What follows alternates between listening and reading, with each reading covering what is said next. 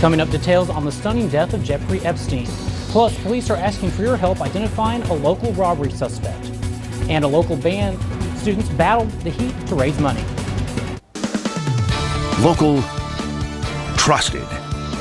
This is News 3 at 6 on KBTX. Madisonville police need your help catching a convenience store robbery suspect who fired his gun. Good evening and thanks so much for joining us. I'm Clay Falls. Whitney Miller has the weekend off. The aggravated robbery happened this morning at a store in the 800 block of North May Street. Take a good look at these photos. Police tell us this man was caught on camera walking into the store and demanding money. He also fired his gun into the cash register. Fortunately, no one was injured. If you recognize this person, you are asked to call Madisonville Police. And we're learning new details on a shooting that happened last night in College Station. Today, College Station police said 18-year-old Isaac Vasquez was the man they arrested for the shooting that happened in a Taco Bell parking lot on Harvey Road.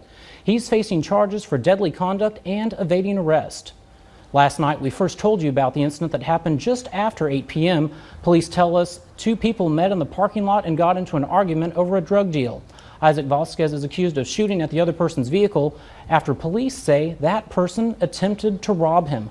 No one was injured. Vasquez remains in jail tonight on bonds totaling $79,000. Disgraced financier Jeffrey Epstein died today after apparently hanging himself in his cell in New York City. He was awaiting trial on charges of sex trafficking and sexually abusing underage girls. Mola Lange has the latest from the jail. Jeffrey Epstein was found unresponsive Saturday morning at New York City's Metropolitan Correctional Center and pronounced dead at a nearby hospital. Epstein's apparent suicide by hanging comes as the wealthy and well-connected financier awaited trial on charges including federal sex trafficking and sexually abusing dozens of underage girls. The 66-year-old who led a life of luxury with mansions and a private jet was denied bail in July after pleading not guilty in federal court. At the time, one of his accusers urged others to come forward. This is no surprise that Jeffrey Epstein was also sexually abusing girls in New York. He did it everywhere. And as long as the victims speak up, he isn't going to get away this time. Epstein's reported failed suicide attempt last month here at this same facility is now raising many questions about how exactly this happened and the suicide watch policy here.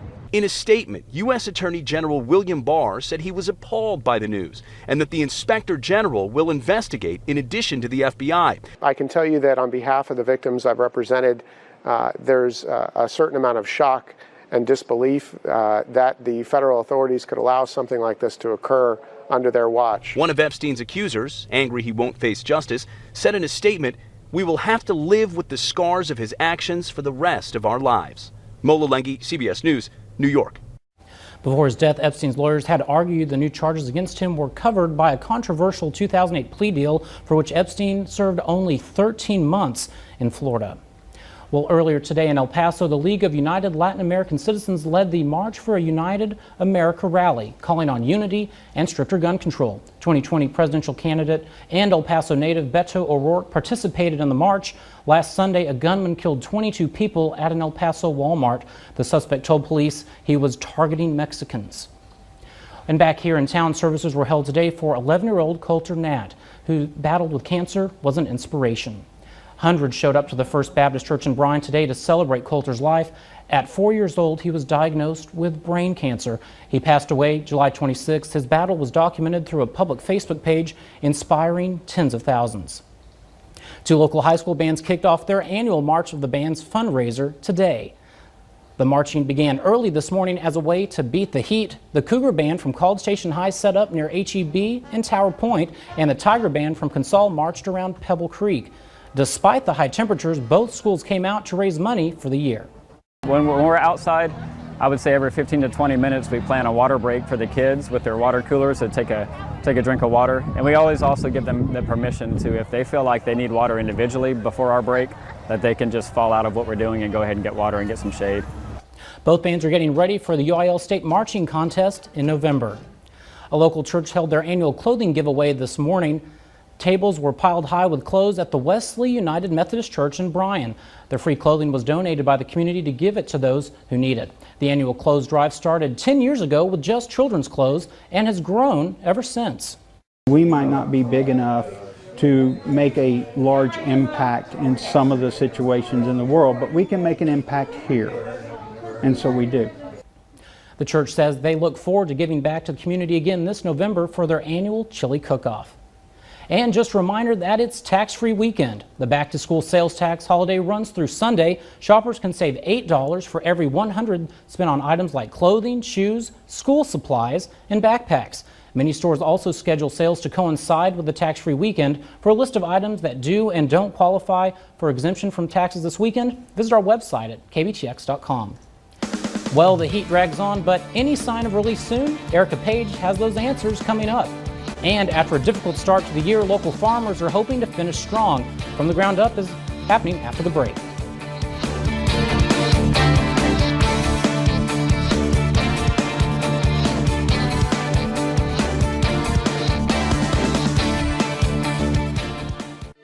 It's all about people, it's all about home.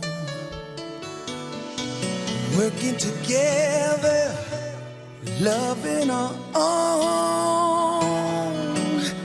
From country roads to our city streets, it's the neighbors we love and the new ones we meet. KBTX, the very best we can give. We're here where you need us, here where you live. See life the way that you choose. Oh, yeah. News 3, this is your news. KBTX, it's the time that we share. It's for you, it's for me. People who care. Brazos Valley, this is for you. News 3, this is your news.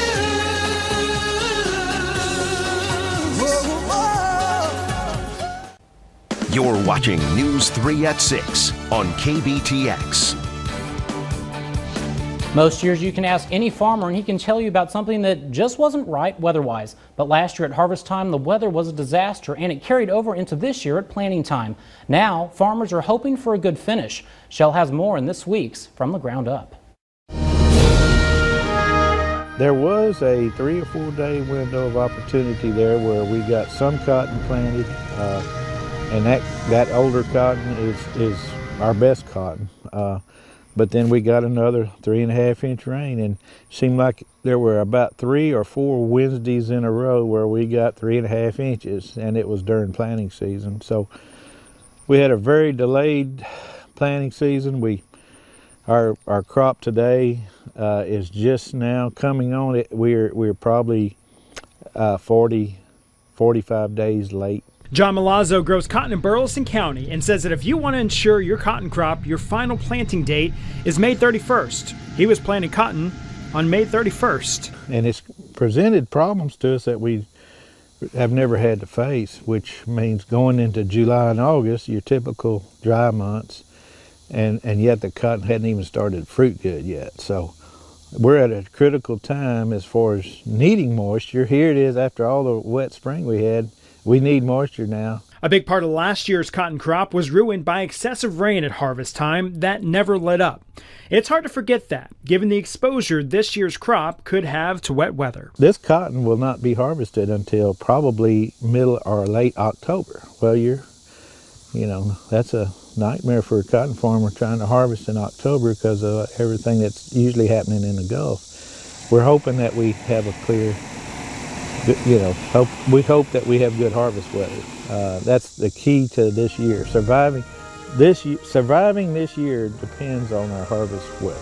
I'm Shel Winkley, looking at Central Texas agriculture from the ground up. From the Ground Up is sponsored by Producers Cooperative, proudly serving agriculture since 1943. And now that we have made it into the dry months, the big question is, are we going to see any rain here in the upcoming forecast? With these triple-digit days, it's hard to find any glimmer of hope, but we'll let you know if there is any right after this.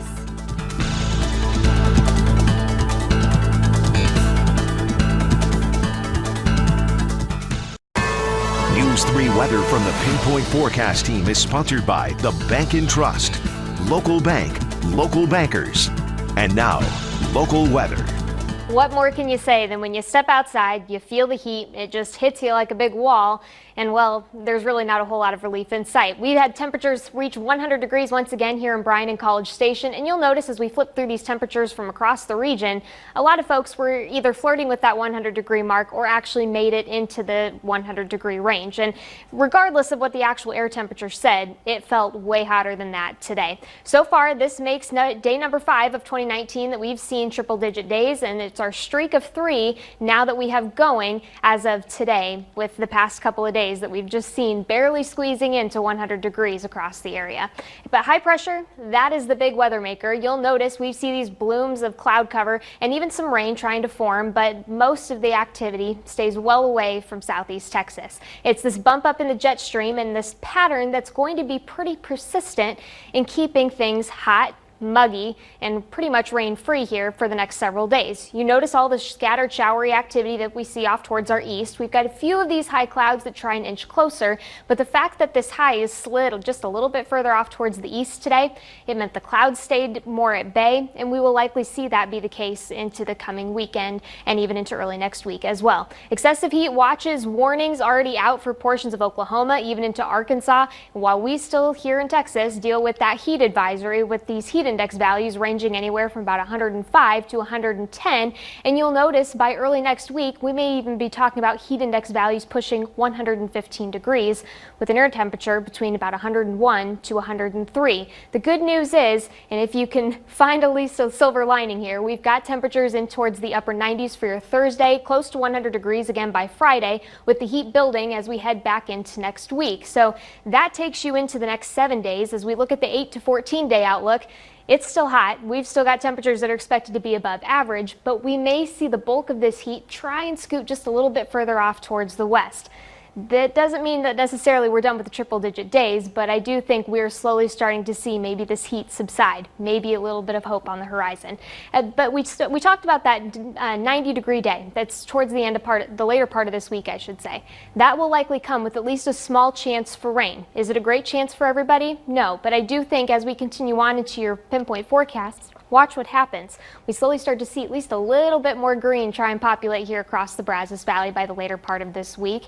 And it may bring at least some much needed liquid for some folks before the rain all the way shifts off towards the east once again. So how much are we talking? Well, things don't look overly optimistic. Both of our long range models put things in under 1/4 of an inch, but if you can get in on some of that rain, it will be refreshing and it will bring down those temperatures. We still check in at 100 degrees here in College Station, 101 up in Bryan, and for most folks across the area, it's the upper 90s, close to 100 degrees, still feeling closer to about 105 on average for most folks. Overnight tonight, we'll dip back down into the upper 70s, and tomorrow, the heat returns once again. We're talking temperatures back up towards that triple-digit point right as we get into the later part of the afternoon and evening. I still think there's going to be a lot of folks that make it into the triple digits, and if you don't, it's the upper 90s. It is hot, it is humid, and really no change in the pattern as we continue on to the second half of this weekend. I think your best bet is if we can work in those rain chances, a little bit of that extra cloud cover by the second half of this week. That will be our best chance at trying to break this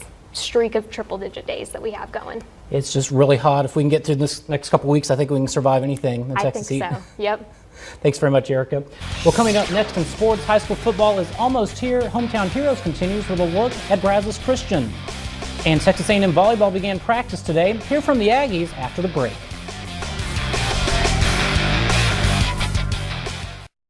Sports is sponsored by Allen Honda, corner of Southwest Parkway and Highway 6. Allen's got your Honda. From the KBTX Sports Center, News 3 Sports starts now. The Texas A&M volleyball team hit the court today for their first official preseason practice. And it's year 2 under head coach Bird Kuhn. The goal is to keep building on the foundation that was started last season. Now, the Aggies are coming off a 17-13 season. They return 11 letter winners from last year's squad and add 6 new freshmen, which are part of a top 30 recruiting class. Now, this year's schedule could be a tough one. It includes 12 matches against opponents that made the 2018 NCAA tournament. A&M, though, has missed the tournament for the last 2 seasons and hope they can make it back this year. We know that the last 2 years, we have not made it, and that's not a good feeling. And so we are talking about that and using that as motivation and going in every single day with that in our minds, like we want to make the tournament. And so yeah, it's definitely a focus for us. I think this year is like all about redemption really for us. For the past 2 years, it's like it is not a good feeling that we haven't been there in the past 2 years, but it's like, okay, like now we have the chance to redeem ourselves and like get people talking about us, like just kind of prove that we should. And so I think that is a huge goal for us.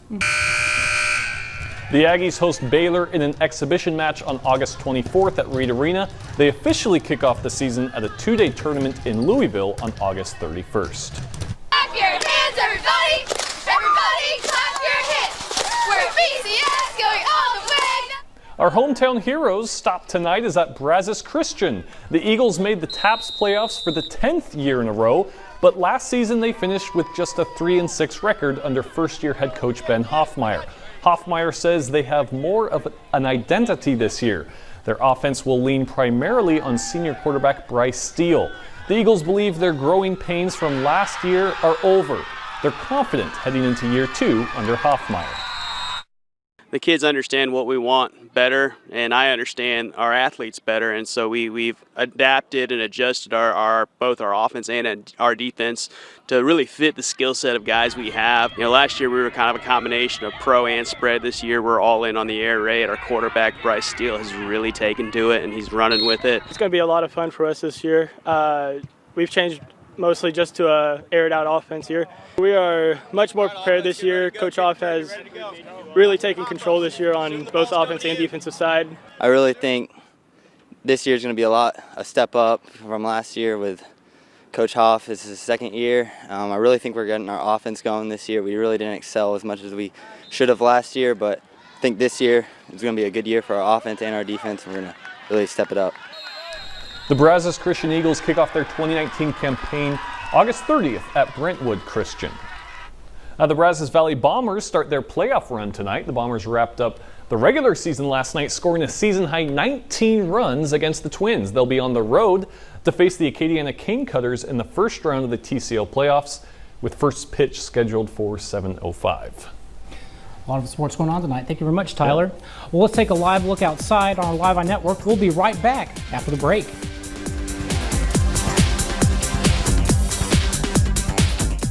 When news happens, it happens here on KBTX. Each day, our staff works to bring home all the stories that affect our area. From breaking news, sports, it's a heck of a win for the Aggies, on-the-scene updates, and weather coverage aimed to keep you and your family safe. No matter what time, day or night, focused on the Brazos Valley, local, trusted. We are KBTX News 3. Heat advisory is still in place officially for the next 30 minutes, but regardless, you are still going to feel the heat all across the Brazos Valley tonight. Still 100 degrees here in Bryan College Station as well as Brenham. Other folks have checked into the upper 90s. It still feels closer to about 105 out there. The good news is we've at least got a little bit of a breeze to try and keep that stuffy air moving around just a little bit more. By about 10 o'clock, that's when I expect most of us dipping down into the 80s, but keep in mind, heat index will still be a factor. It will likely still feel closer to about 100 degrees. As we head into the overnight hours, upper 70s looks likely for your morning lows, and then we're back up into the triple digits, very similar to today, once again for your Sunday, and then we are continuing this string of triple digit days as we head into the beginning part of this next week. May have at least a little relief in the form of some isolated rain chances Wednesday, Thursday, Friday, but again, that won't be for everybody. Yep. Try to stay safe outside. Try to stay cool as best you can. It's tough this time of year. Absolutely. Thanks, Erica. Well, that's our report for now. Join us again tonight at 10.